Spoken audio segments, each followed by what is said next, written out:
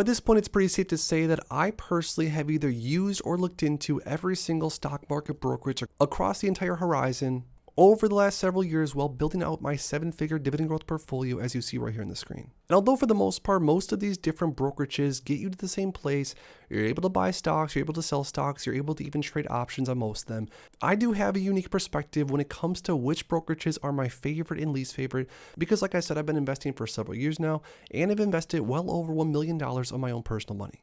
So in this video, we're going to be making a tier list, and I'm going to showcase, in my opinion, which are the best brokerages across the entire horizon and which ones I absolutely hate. So if you're trying to figure out which stock market brokerage meets your needs and which ones you might want to stay away from, make sure to drop a like down below, subscribe, and let's get right into it. So first off, let's lay down some groundwork.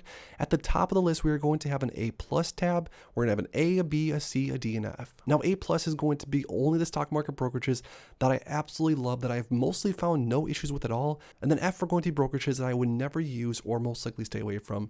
And then of course, everything else on a spectrum in between. So the first brokerage I have to put in the A+ category, which is not even around as of anymore, is TD Ameritrade, which TD Ameritrade is now Charles Schwab. They sort of merged or something, which I was very disappointed about because I started off using TD Ameritrade several years ago.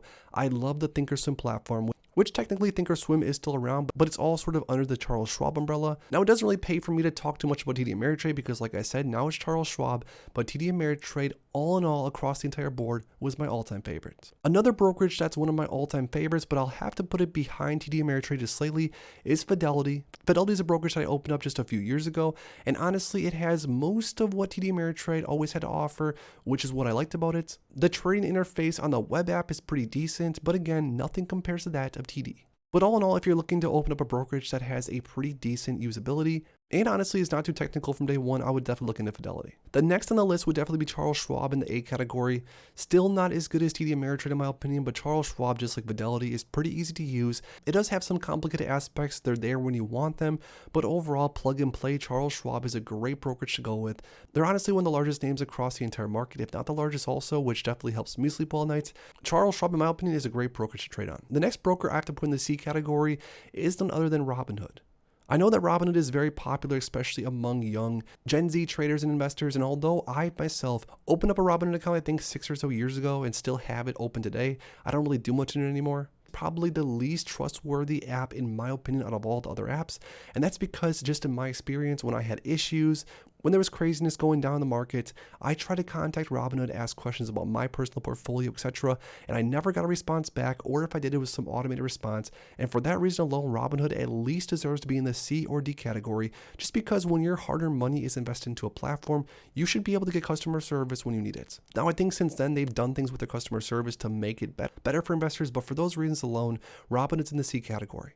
Now, I will say if you're an options trader, if you want to trade options, buy calls, sell puts, whatever it might be, Robinhood has one of the best mobile apps of all times when it comes to investing in general, I think, and when it comes to options trading. But still, for all the reasons I said above, Robinhood goes in the C. The next broker that would have to go in the C category is JP Morgan, and that's because the platform more or less feels like you're just like logging into your bank account. As far as what I've seen JP Morgan's investing program go, I just haven't really been that big of a fan of it. I don't even think I personally have a JP Morgan brokerage active, but I've seen others use it online. It seems decent. I definitely trust JP Morgan, so for that reason, I'll put it in a C. Next up, we have Webull. I'll put Webull in between a B or a C, so I guess I'll put it in a B. Webull's another brokerage that I opened several years ago.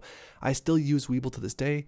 As far as day trading goes and just a nice usable online app, Webull's definitely up there. But as far as trustworthiness goes, I would put it somewhere near Robinhood, definitely behind all 4 of these. So for that reason, I'll put Webull in the B, but honestly, it probably even deserves to be in the C if you ask me. Some of the other brokerages that I'm sort of indifferent about because I never used before, I never personally used E-Trade.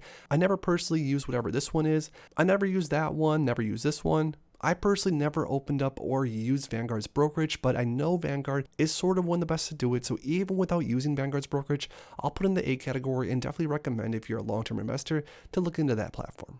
And the same thing that goes with Merrill. I never used it personally, but I've heard good things about it. They've been around forever. I'll put them in the A category also. I'll put SoFi in the D category just because I personally have heard bad things about SoFi, and I'm not really a big fan of the SoFi, the Cash App investing platforms whatsoever, nor would I ever recommend a new trader get involved in them. As far as interactive brokers go, I'll put them on a B category, and Lightspeed, never used them, so I'll put them in the C. So all in all, even though I have not used every single platform, every single brokerage, I personally, as of right now, do own portfolios on multiple of them, and if not, I've looked into plenty of them on this list. But all in all, here's my tier list as it sits as of today, and I want to hear from you guys down below what you think about my personal stock market brokerage for 2024 tier list, and if you have anything that you would change or add, let me know down below in the comments. If you enjoyed this video, make sure to please drop a like down below and subscribe for more future content like this. Thanks as always for stopping by, and if you are interested in investing, make sure to check out these recent videos I posted right here.